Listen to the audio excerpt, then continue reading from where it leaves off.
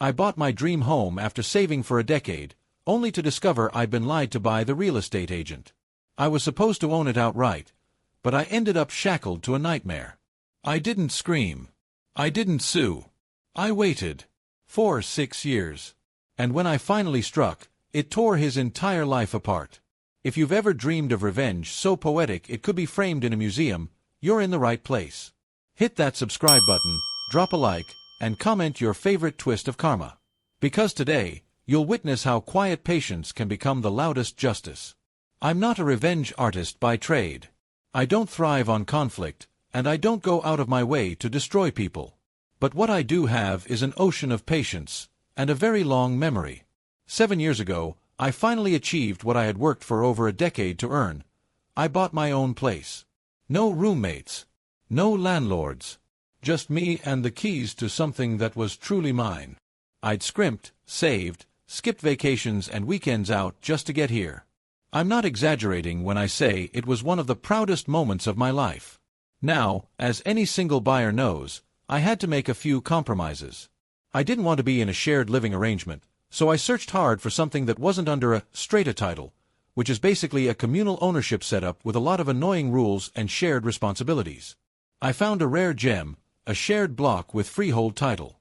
That meant I technically owned my slice of the property outright, just needed to split the walkway insurance with a neighbor. Perfect. I double-checked the listing. The real estate agent confirmed it multiple times. My lawyer reviewed the paperwork. Everything pointed to freehold. I signed. 5 months in, there's a knock at the door. It's the neighbor, owner of the place next to mine. He wants to talk insurance. Totally fine. Until he sends me the documents. Strata insurance. I stared at the file like it was written in another language. There was no way this was right. I bought a freehold title. I didn't want to deal with communal committees, endless meetings, or the bureaucratic sludge that strata brings. But there it was, in black and white. I called my lawyer, furious and confused. He was stunned, embarrassed, even. Somehow, we'd been duped. The title had been misrepresented. The real estate agent had fed us false information. I gathered every email, every printed listing, every communication that had freehold in it. I set a meeting with the real estate agent. I was calm, but stone cold. I laid it all out on the table. I wasn't demanding money. I wasn't threatening lawsuits. I asked for a simple, reasonable compromise. When I decided to sell, they'd either list the property for me or cover the selling costs. That's it. He refused. Flat out. He didn't even acknowledge the mistake. No apology. No accountability. Instead, he offered me a pathetic $1,000 to shut up and go away. I refused. I could have sued him, and the mediator actually encouraged me to, but at the time, I was dealing with serious health issues. I didn't have the bandwidth for a legal battle. So I let it go. At least, that's what he thought. What he didn't realize is that while I might not be a litigator, I am a long-game player, and I was going to make sure that one day, he'd regret ever dismissing me. I started digging. His Facebook wasn't private. That was his first mistake. One scroll through his page and I had everything I needed. A few months after he sold me the house, he went on a boys-on-tour trip to Europe. He'd posted photos, beer in hand, women in the background, and grinning like he owned the world. He also conveniently listed his hometown and business address. So I planned. I waited. And on the 1-year anniversary of the sale, our special day, I sent him flowers. A beautiful bouquet. With a note. Dear real estate agent, remembering you, on this, our special day. She has your eyes. Love, L. I didn't expect anything to come of it. I just wanted to rattle him. Make him think. Was it a joke? A threat? A memory? Let him wonder. The next year, I did it again. And again. 6 years straight. Each bouquet carried a subtle variation of the same haunting message. I also arranged for postcards and letters to arrive sporadically, sent from the country he visited on that boys-on-tour trip. The return address was always untraceable. The signature, always, Love, L. Now, you might wonder, was this just a prank? Just a slow-burn psychological poke? Oh no. This was far more precise. Because what I didn't know, what I couldn't have known, was that about a year before I bought the house, he came back from that same European trip with a souvenir he didn't expect, an STD. He gave it to his wife. And somehow, he convinced her that he wasn't the one who cheated. That it was a mistake. A false positive. A fluke. She bought it. Until, year after year, those flowers arrived. Same day. Same message. Same unsettling reference to a woman named L and a child with his eyes. Eventually, she did what any suspicious partner would do. She connected the dots. The date. The country. The business trip. The STD. And she confronted him. And he confessed. He came clean. About everything. The affair. The deception. The disease. The fallout. Catastrophic. He lost his wife. His house. Half his retirement. And his job. Word spread quickly through mutual friends. He couldn't keep clients anymore. His reputation was shot. He disappeared from the real estate scene altogether. And me? I was sipping tea on my patio, smiling. I never intended for it to go that far. But the universe did. All I did was give his past a little nudge. Do I feel guilty? Sometimes. When I remember he lied to my face, cost me legal fees, and refused to make it right, even though I offered him a way out. That guilt disappears real fast. Because karma, like me, is patient. And spiteful. And oh so satisfying. He thought he got away with it. He thought he sold a lie and walked off clean. But lies have long shadows, and when you step into them, eventually the truth catches up. It wasn't the courts that brought him down. It wasn't a lawsuit. It was a few flowers. A few words. And 6 years of silence that grew louder with every delivery. I never raised my voice. I never knocked on his door. I just waited, and let time do what it does best.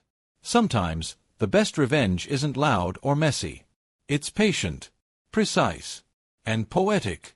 Because when people show you who they are, and refuse to make it right, you don't have to scream.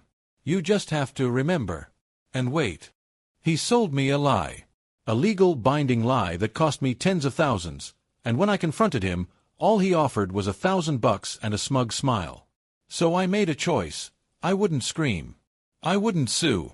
I'd wait. And when I struck, I didn't just hit his wallet. I tore his entire life apart, one bouquet of flowers at a time. If you've ever wanted to witness a revenge so patient, so poetic, that it practically writes itself into legend, then stick around.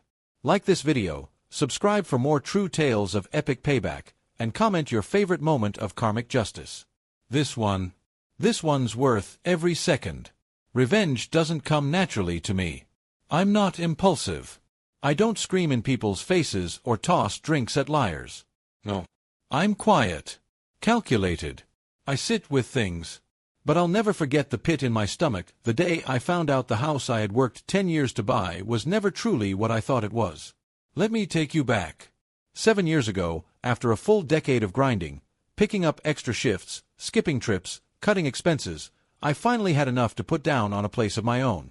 It was the dream. No roommates, no landlords, no shared walls. Just my space.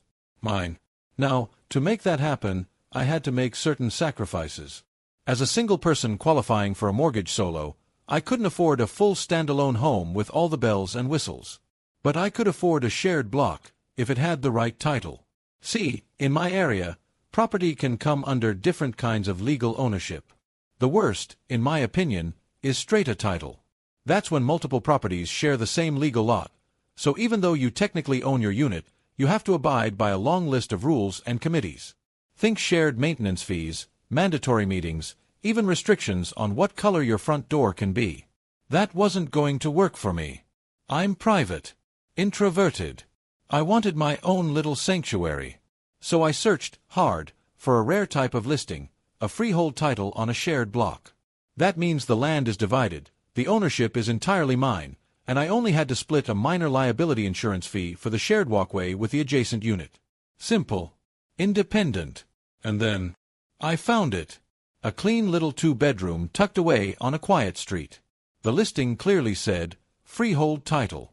No strata. I double-checked. The real estate agent, someone known in the area, with friends of friends in common, confirmed it. Even my lawyer looked through the contract and confirmed everything appeared in order. I bought it. That moment, closing the deal, felt like the final chapter of a very long, very exhausting book. I walked through my new front door and just breathed. I could put furniture where I wanted. Paint the walls any color. Blast music at 1 a.m. if I felt like it. Freedom. But it didn't last. 5 months in, I got a knock on the door. It was the neighbor, the landlord of the adjoining property. He wanted to discuss public liability insurance for the walkway we shared. Totally reasonable, until he emailed me the policy. It was strata insurance. I stared at the document, blinking. Had to be a mistake. So I emailed him back. He double-checked. Nope. Strata. I checked with the council. Strata. I pulled out my paperwork, now suddenly tainted with doubt. And slowly, everything came crashing down. The title had been misrepresented. The place wasn't freehold. It was strata. I was gutted. I immediately called my lawyer, who had handled the conveyancing. He was mortified. Somehow, somewhere, someone had dropped the ball. We went over every document again, and the most infuriating part was that the advertisements were crystal clear. They said, freehold, in plain English. The email chain with the agent said, freehold. Even internal messages between the agent and my lawyer contained the word, freehold. This wasn't some gray area or fine print. This was a lie. A flat, bold-faced lie. So I did what reasonable people do. I scheduled a meeting with the agent. I showed up prepared. I brought the ads, printed and highlighted. The emails, time-stamped. Even the real estate code of conduct guidelines. I laid it all out.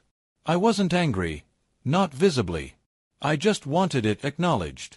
I didn't even demand compensation. All I asked was, when the time comes for me to sell, you cover the listing fees. That's it. He laughed. Then offered me $1,000 as a goodwill gesture to make me go away. That's when the mask slipped. He wasn't confused. He wasn't sorry. He knew exactly what he did. And he didn't care. I walked out of that office with nothing but seething silence. I had the option to pursue legal action. The mediator even advised me to do it. But I was dealing with a major health scare at the time, something that already drained my energy and time. I didn't have the bandwidth to fight a drawn-out legal war. So I let it go. Or so he thought. What he failed to grasp was that while I wasn't ready for war, I was perfectly capable of laying a minefield. First, I started researching. His Facebook wasn't locked. Rookie mistake. It didn't take long to find photos of him on some European boys on tour vacation just months after I bought the property. Pictures of him drinking, partying, leaning into women not wearing much. Tagged by friends. Geotagged by posts. That's when the idea was born. I also found his home address easily, public records from his business license. And on the anniversary of the home sale, exactly 1 year after he handed me the keys to a lie, I sent him flowers. A tasteful bouquet. Classy. Romantic. Attached was a handwritten card. Dear real estate agent. Remembering you, on this, our special day. She has your eyes. Love, L. That was it. Ambiguous. Strange.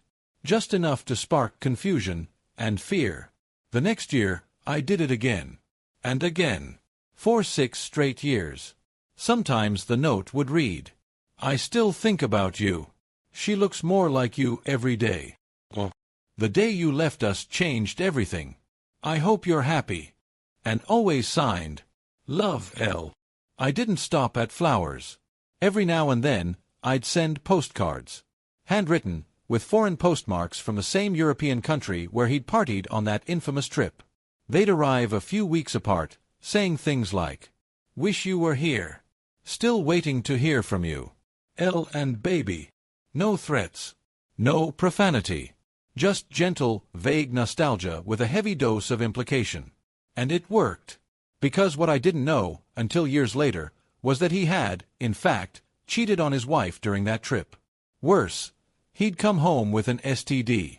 His wife caught it, confronted him, and he somehow weaseled his way out of it, convincing her it was dormant, or she'd caught it elsewhere, or it was a false test. And she believed him. Until those flowers started arriving. Year after year. Same day. Same eerie message. Until one year, it clicked. She figured it out. The date of the sale. The European location. The timeline. The name, L. The child.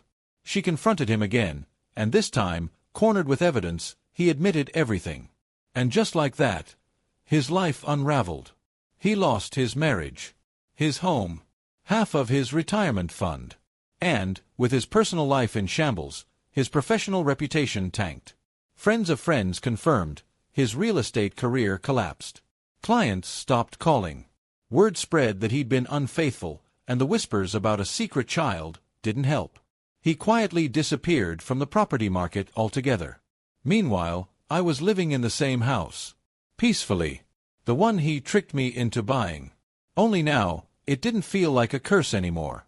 It felt like justice. He thought he got away with it. He thought that because I didn't file a lawsuit or shout from the rooftops, he was safe. But what he failed to realize is that silence isn't surrender. It's strategy. Each flower I sent was a ticking clock. Every postcard was a whisper that grew louder with time. And in the end, the truth wasn't exposed by lawyers or courtrooms. It was revealed by his own guilt, his own past, and a woman named L who never existed. Revenge doesn't have to be loud. It doesn't need explosions or grand gestures. Sometimes, it just needs patience, a little creativity, and an unwavering memory. He lied. He cheated. He disrespected me, and his own family. All I did was give his past a voice, and let it speak. If that story hit you like it hit me, smash that like button and subscribe for more real stories of poetic justice. Drop a comment below. What's the quietest, most satisfying revenge you've ever seen? And remember, karma might move slowly, but she never misses.